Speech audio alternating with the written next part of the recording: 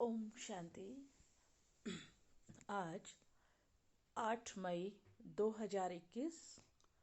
आज का वरदान है, देह अभिमान के त्याग द्वारा श्रेष्ठ भाग्य बनाने वाले सर्व सिद्धि स्वरूप भव। देह अभिमान का त्याग करने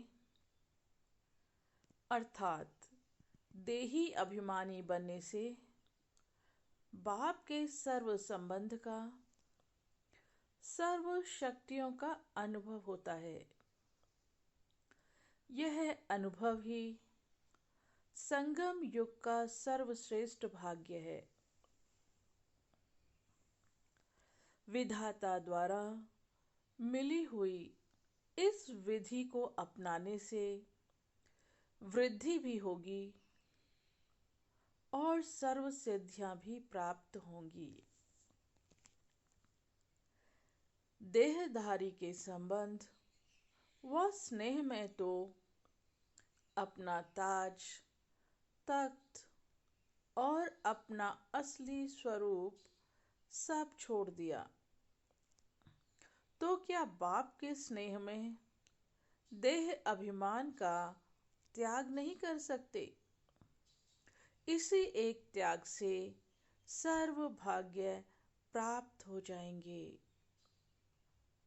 तो क्या त्याग करना है? देह अभिमान का त्याग। ये सबसे बड़ा त्याग है, क्योंकि हम 63 जन्मों से देह ही अपने आप को समझते आए हैं और देह के संबंधों और देह की दुनिया में ही जीते और रहते आए हैं। लेकिन असली ज्ञान सत्य क्या है कि हम देह तो है ही नहीं। जब देह आता है तो 5 विकार साथ में आते हैं। अब इसी देह अभिमान का त्याग करना है तो 5 विकारों का त्याग हो जाएगा, निर्विकारी बन जाएंगे। तो देह अभिमान का त्याग, ये है हमारा पुरुषार्थ जो बाबा हमें निरंतर कराते रहते हैं। पर कितने % हम देह अभिमानी बने हैं, ये हमें, या हम कहें कितने % हमने देह अभिमान का त्याग किया है। तो देही अभिमानी कितना हम रहते हैं? तो देह अभिमान का त्याग करना माना देही अभिमानी बनने से, जब हम देह समझते हैं, देह अभिमान में आते हैं, तो देह के संबंध हमें से हमारा कनेक्शन जुड़ जाता है। और जब हम देही अभिमानी बनते हैं तो हमारा कनेक्शन किससे जुड़ता है? बाप से। और बाप से ही हमारे सर्व संबंधों का कनेक्शन हो जाता है और सर्व शक्तियों का अनुभव होता है। और ये अनुभव ही संगम पर प्राप्त होता है जब हम देही अभिमानी बनते हैं। यानी हम यूं कहें कि देही अभिमानी बनने से ही मैं अपने सत्य स्वरूप में टिक जाती हूँ और सर्व शक्तियाँ, सर्व संबंधों का रस मुझे परमात्मा से, बाबा से प्राप्त होता है। तो यही पुरुषार्थ है, यही अवस्था को बनाना है और इसी को 100% तक लेके आना है। तो विधाता द्वारा मिली हुई इस विधि को अपनाने से क्या होगा? वृद्धि भी होगी और सर्व सिद्धियां भी प्राप्त हो जाएंगी। हमारे सर्व संकल्प सिद्ध होने लगेंगे अगर हम निरंतर देही अभिमानी स्थिति में स्थित होते हैं। तो अब चेक करें, क्या हमने 100% देह अभिमान का त्याग किया है या कितना % अभी हमें देह अभिमान बचा है। कभी कभी वैसे तो हम देही अभिमानी ही होकर रहते हैं, लेकिन कभी कभी परिस्थितिवश जब परिस्थिति आती है तो हम कभी कभी देह अभिमान में आ जाते हैं।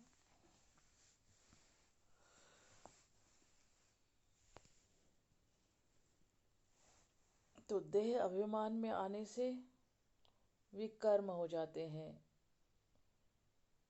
क्रोध आ जाएगा, अभिमान आ जाएगा, लोभ आ जाएगा, लालच आ जाएगा, काम विकार घेर लेगा।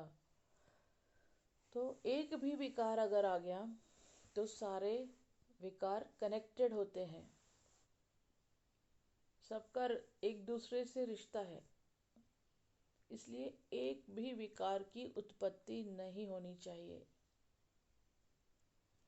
तो देह अभिमान का त्याग। सूक्ष्म रूप में भी देह अभिमान ना हो। एक होता है स्थूल रूप में, एक होता है सूक्ष्म रूप में। सूक्ष्म भी होगा तो बाबा कहते हैं अगर अंश मात्र भी विकार है तो परिस्थितियां ऐसी आएंगी कि वो वंश बन जाएगा। अंश का भी क्या बन जाएगा? वंश बन जाएगा। तो विधाता द्वारा मिली हुई इस विधि को अपनाने से विधि होती रहेगी। अगर हम देह अभिमान का त्याग करते हैं, देही अभिमानी होकर रहते हैं।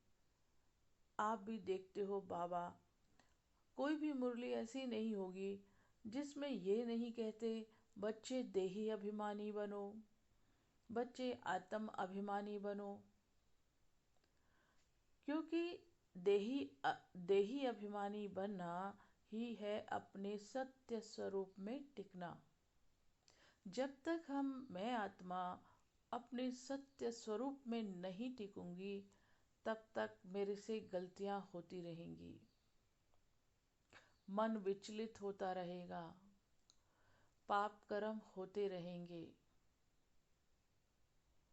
इसलिए अपने सत्य स्वरूप देही अभिमानी स्थिति में स्वरूप में निरंतर टिकने का अभ्यास, और ये अभ्यास नेचुरल हो जाए तो इससे क्या होगा? पहली बात, मैं अपने सत्य स्वरूप में टिक जाऊंगी। स्वधर्म मेरा, शांति मेरा स्वधर्म है, शांति में स्थित हो जाऊंगी। अपने गुणों का स्वरूप बन जाऊंगी। और सबसे बड़ा पुरुषार्थ, देह और देह की दुनिया भूल जाएगी और अपने बाप से सर्व संबंधों का कनेक्शन हो जाएगा और बाबा से सर्व रस संबंधों का रसा स्वादन करते रहेंगे। और सर्व सब इस विधि को अपनाने से इसका स्वरूप बनने से सर्व सिद्धियां प्राप्त हो जाएंगी।